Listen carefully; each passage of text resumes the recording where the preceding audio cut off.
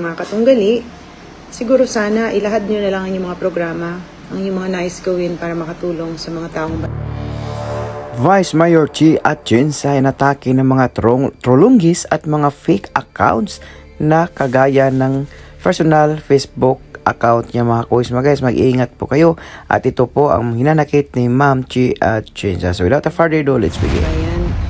Hindi naman ako kailangan saktan eh.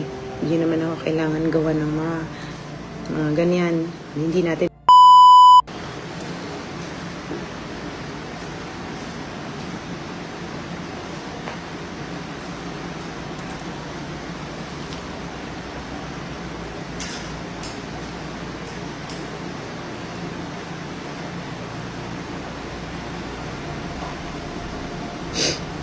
Magandang hapon po sa inyo lahat.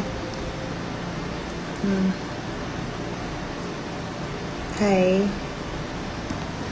Sana okay po kayo ngayong linggo. Alam ko, sanay kayo na pag nagla-live ako, lagi ako masaya. But on this instance, kaya lang ako nag-decide mag-live. Kasi may nakuha po akong report na may gumawa daw po ng Facebook page na ginaya yung Facebook page ko. Pero ang nakakalungkot doon, dinidm po niya lahat ng mga nag-follow sa kanya at nagsasabi na magbibigay daw ako ng kung ano-ano. Well, nalulungkot lang ako dahil sa totoo lang, nandito ako para, makatulong ng totoo sa tao as a public servant. And at the same time, para maging boses ng mga kababayan natin na para sa akin dapat mabigyan ng boses palang araw. May paglaban na magkaroon ng pag-asa muli sa inyong mga puso. But to be honest, nagulat ako kasi kanina ang daming report na minsan pa mga punong barangay minessage daw at pina-follow dun sa page ko. But ang masama dun, nagme-message po sila na hinihingi yung phone number dahil magbibigay daw ng kung ano-ano. The reason why I'm doing this is because, yan po yun, yung nagde-DM po dun sa mga nag-follow sa page ko na hindi ko naman page. Fake na clone ng page ko, ginaya po nila yung page ko. At ang masama, yun nga, nagdi-DM sila at nangangako ng kung ano-ano.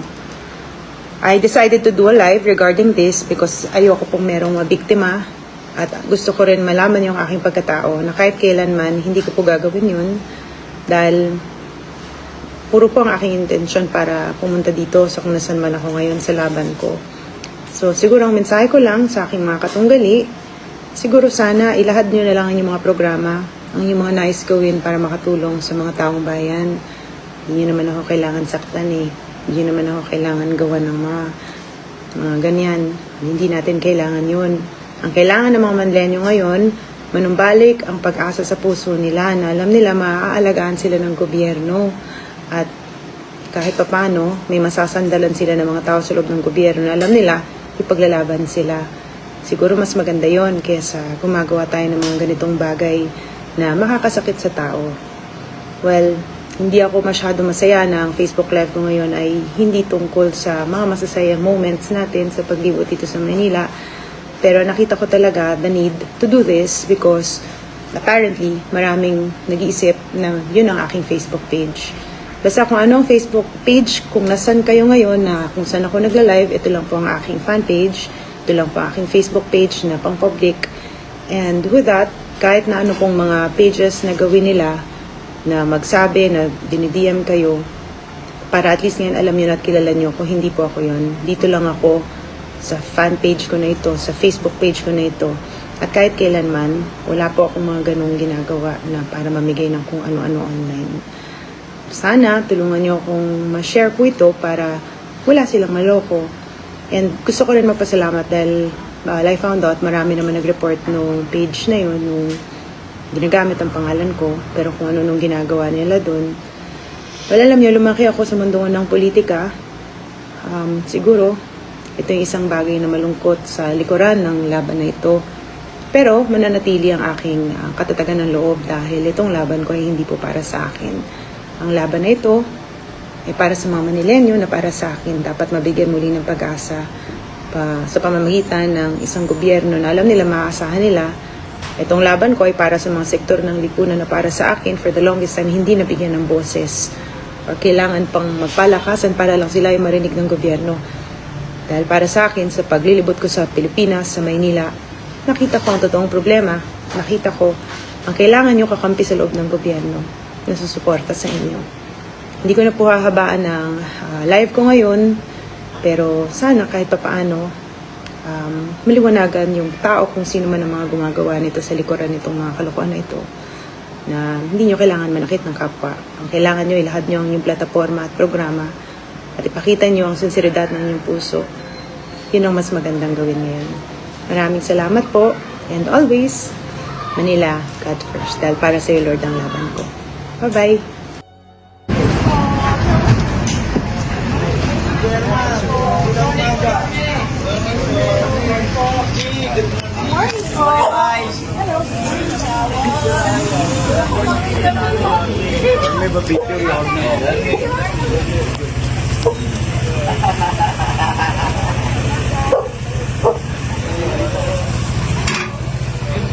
Hello po, your may picture. Thank you.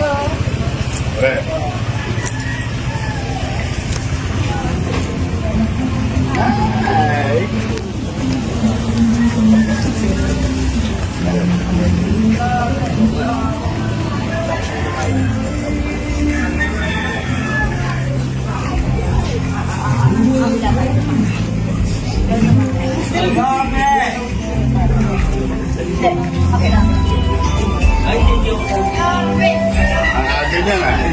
Tampurado po. Anong tinitira mo? Tampurado po. Champurado. Nice. Morning.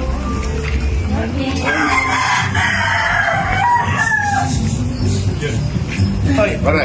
morning po. Morning, pare. Yorme. Tingnan lang po.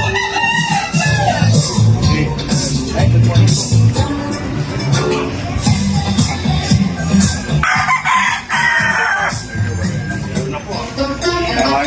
Morning po.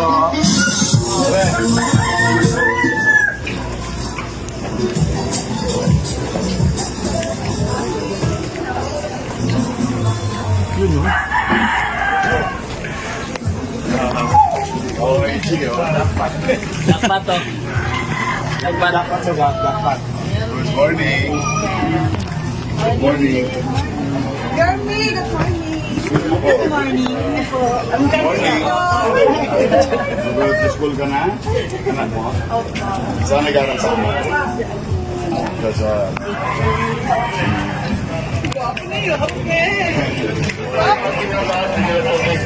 Bigyan tutok yung ano yung mga...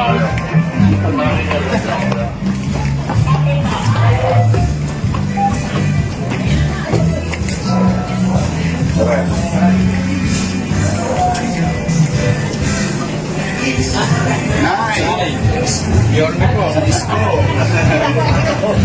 Ibay. Good morning.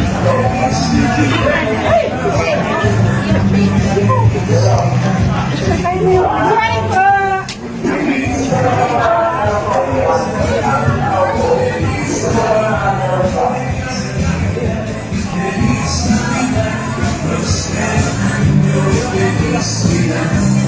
Boso na ako.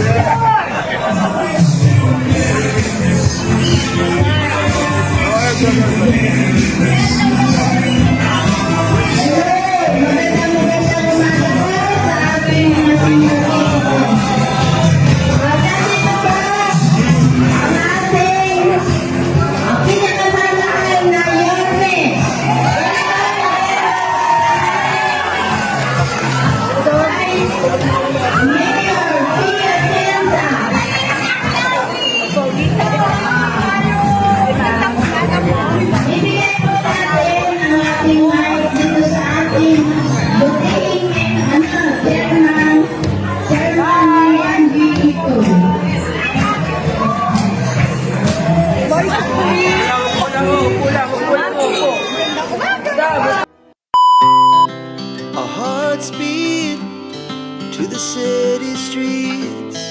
We began to feel the fire. We rise like tall buildings.